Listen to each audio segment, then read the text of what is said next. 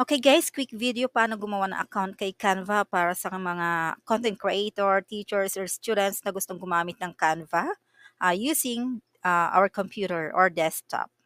Okay, punta lang tayo sa Chrome or Google Chrome and then type natin is canva.com. Sorry. And then ma-redirect pa tayo dito kay Canva and then since gagawa tayo ng account, sign up po ang ating i-click. And then we can use Google account or Facebook or email. But for me, I will use Google account. And then choose nyo lang yung inyong email address na gusto nyo i-link kay Canva. And then continue.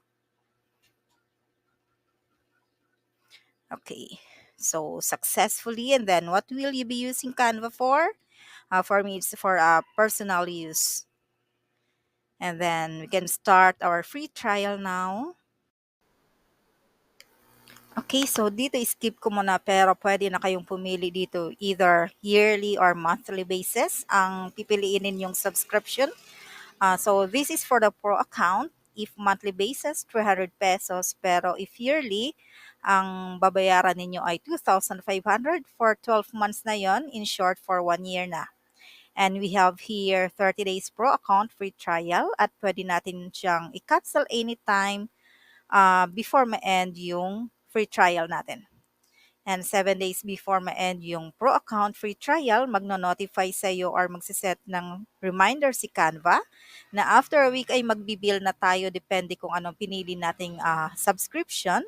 And magbabawas po siya sa nilagay nating bank account or credit account or GCash automatically, okay? So, kung gusto ninyong ipagpatuloy ang pro account after 30 days, i-click niyo lang ang next button.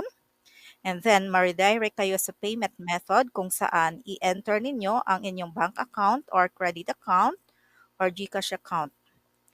Kung nagsisimula ka pa lang, pwedeng gamitin ng free account. Pero kung madalas kang gumawa ng designs para sa business or para sa mga social media post mo, masulit ang Canva Pro. Why? Dahil pag Canva Pro, mayroong background remover or kung gusto mong i-level up ang mga designs or yung marketing materials mo. Okay?